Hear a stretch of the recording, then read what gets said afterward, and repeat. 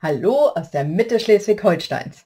Ich bin Annalena Doberschütz und im heutigen Video zeige ich dir, wie aus diesem Bogen selbstgestempelten Designerpapier eine Verpackung im Hausformat wie diese hier wird. Wie ich den Farbkarton gestaltet habe, habe ich im letzten Video gezeigt. Das ist die sogenannte Baby-Wipe-Technik. Das Video dazu verlinke ich dir zum Ende. Benutzt habe ich das Stempelset von Stampin' Up aus der Natur. Schöne, viele verschiedene Muster, kommt hier richtig gut drauf zur Geltung. Und ich würde sagen, wir legen mal direkt los. Du brauchst dafür ein Stück Farbkarton, Uni oder selbst bestempelt oder Designerpapier, das ist dir völlig selbst überlassen, im Format A4. Das ist also die Maße 21 x 29,7 cm. Außerdem ein Stück Farbkarton im Maß 5 x 30,5 cm. Das ist die Banderole hinterher. Ein bisschen Verzierung, wenn du magst, und optional so eine Klammer. Hier habe ich das Haus also gestaltet mit Farbkarton bestempelt und dann die unifarbene Banderole drum. Ich habe hier noch ein älteres Beispiel, da habe ich zum Beispiel das Designerpapier benutzt und auch Designerpapier als Banderole, funktioniert also beides. So, einmal beiseite. Ja. Randaliere noch ein bisschen. So, der Farbkarton wird gefalzt. An der langen Seite bei 3, bei 14, bei 17 und bei 28 cm. Also bei 3 cm,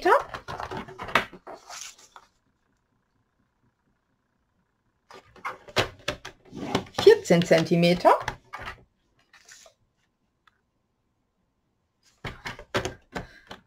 17 cm und ganz hinten bei 28 cm. Dann machen wir, damit wir diese Spitze hier oben reinkriegen, uns noch ein paar Markierungen. Könnt ihr entweder hier mit dem Falz machen oder ich mache mir eine kleine Bleistiftmarkierung. Und zwar legt ihr wieder die Seite an, schiebt sie auf 8,5. Dann mache ich das hier oben zu, nehme hier so einen ganz dünnen Bleistift und setze mir hier oben eine ganz kleine Markierung. Also eine bei 8,5 und eine bei 22,5. Die Maße schreibe ich auch alle unten in die Beschreibung rein, dann kann man das nachlesen. So, dann drehen wir das Papier einmal. Das hier soll unten werden, also die kurze Seite. Dann falzen wir hier nochmal bei 3 cm. Diesmal lege ich auf der Seite an, damit ich hier oben die bessere Anlegekante habe. Und dann drehen wir es nochmal und legen es bei 15 cm ab. Und jetzt falzen wir nicht alles, sondern nur die Seitenelemente sozusagen. Also einmal hier und einmal hier. Das ist einmal hier oben das obere Stück. Da lege ich mein Falzbein, sage ich mal, hier auf meiner Falzlinie an. Gehe da einmal hin und zurück. Und hier in der Mitte auch nochmal. So, ja. Das passt. Dann kann das Falzbrett auch schon beiseite geräumt werden. Dann fehlen uns ja noch die Dreiecke. Dafür nehme ich Lineal und mein Falzbein. Guck mal, das habe ich nicht so schlau gemacht, weil ich hier hinten auch noch eine Markierung brauche. Also das kurze Stück auch nochmal. Ich habe hier oben meine Markierung und hier habe ich meine Falzlinie. Die sieht man gerade nicht. Fangen wir auf der Seite an. Da sieht man sie sehr gut. Ich lege also mein Lineal an die beiden Markierungen und ziehe mir hier noch eine schräge Falzlinie. Das mache ich auf der anderen Seite auch.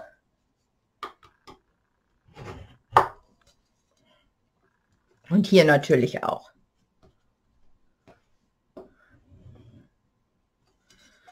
So, damit wir auch oben schön unser Spitzdach haben.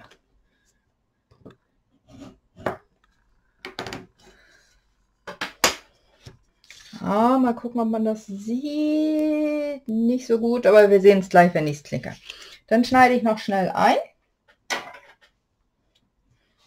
Und zwar an der unteren Kante einfach einmal alle geraden Linien bis zu der Falzlinie.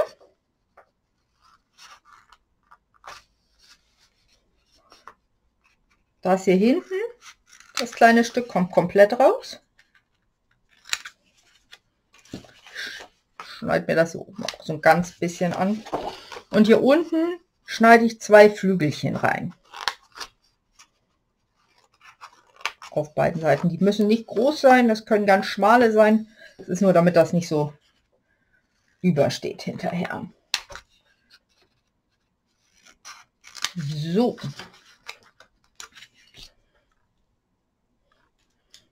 Und dann einmal alle Linien gefalzt.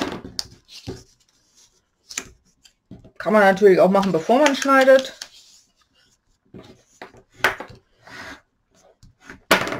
Oder jetzt so wie ich hinterher, das ist, wie man es lieber macht.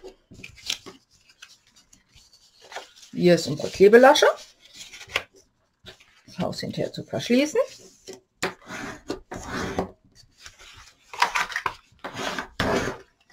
Seitenelemente.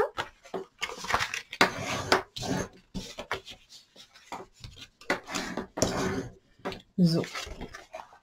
Und jetzt kommen hier oben unsere Dreiecke. Die machen wir mehr von Hand. Und zwar so. Also nehmen, nach hinten drücken. Und dann kann man es auch hier hinlegen und noch mal so schön nachfalzen. Mit der anderen Kante geht das auch. Je nachdem, wie gut ihr da reingefalzt habt vorher, lässt sie sich ein bisschen besser, ein bisschen schwieriger knicken. Das ist aber alles gut machbar.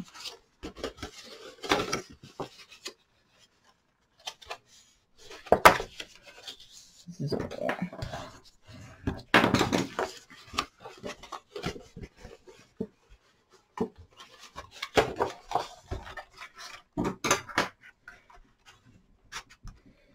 Die Anleitung bei Nadine Meiner von Stampin' Club gesehen.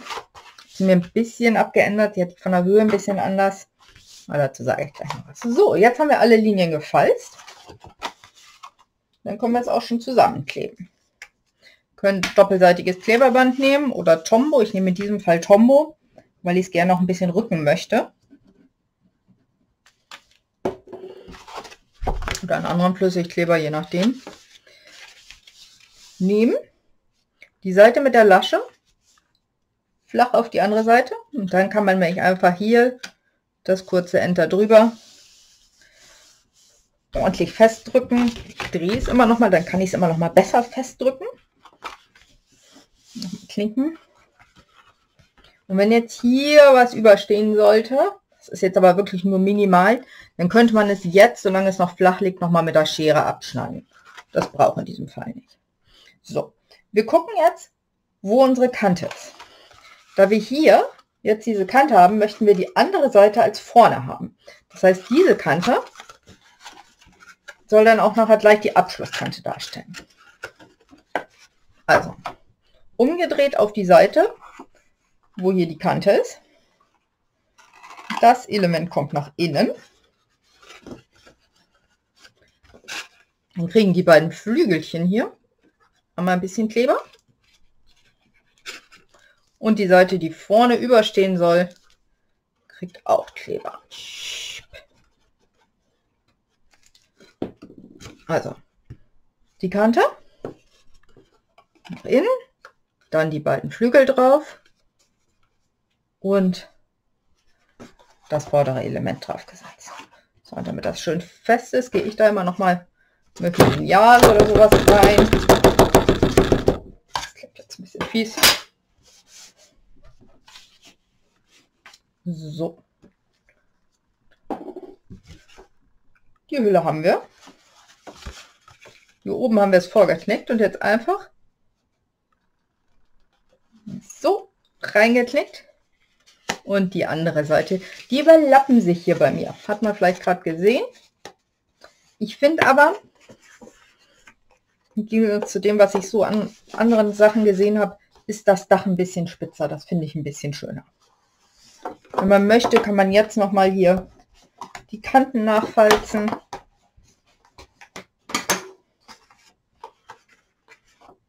Und das Grundhaus ist damit schon fertig. Jetzt kommt die Banderole. Die ist ja 5 mal 30,5.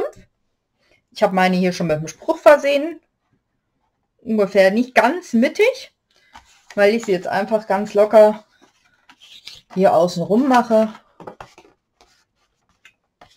und hinten festklebe. Also wirklich nur so ganz locker. Wenn man möchte, kann man sie ein bisschen fester machen. Dafür habe ich hier auf der Rückseite schon Klebestreifen drauf. Nehme ich jetzt mal ab. Beste Wünsche und viel Glück. Finde ich so vielleicht zum Einzug oder für eine Hochzeit. Finde ich das einen schönen Spruch. Und dann einfach hier hinten festgeklebt. Lässt sich noch schieben. Dann habe ich aus dem Stempelset hier dieses Ginkgo-Blatt, würde ich mal sagen, gemacht. Das passt hier gar nicht so richtig drauf. Das setze ich hier oben hin.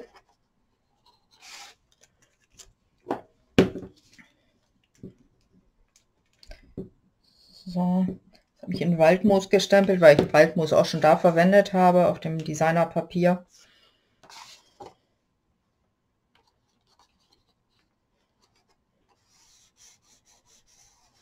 Das hier ist das Orchideenlila, der Farbkarton. So. Klammer oben dran. Wenn man möchte, kann man die so wie hier auch noch verzieren. Das klebt man einfach auch fest. Ja. Und schon ist sie fertig. Ich hoffe, dir hat die Anleitung gefallen. Dann lass mir gerne einen Daumen hoch. Wenn du meinen Kanal noch nicht abonniert hast, mach das ruhig. Dann wirst du immer informiert, wenn das nächste Video kommt. Und apropos, nächstes Video. Ich habe da mal was vorbereitet. Bei meiner Teamleiterin Angela Köber von der Stempelfamilie haben wir letztens die Silk Faux, oder ich weiß gar nicht, wie man das genau ausspricht, Technik. Auf jeden Fall so, dass das hier so ein bisschen wie zerknitterte Seide aussieht, Technik ausprobiert. Und dazu möchte ich euch die Technik das nächste Mal zeigen. Habe ich hier einmal schon eine Karte zugemacht, auf weiß aufgeklebt und hier mal so ein bisschen anders. Da habe ich es auf Bermuda-blauen Farbkarton aufgeklebt, damit die gestempelten Elemente ein bisschen besser durchkommen. Hier noch eine ältere Karte. Ja, die Technik zeige ich euch das nächste Mal. Ich hoffe, es hat gefallen. Dann sehen wir uns beim nächsten Mal. Eure Annalena.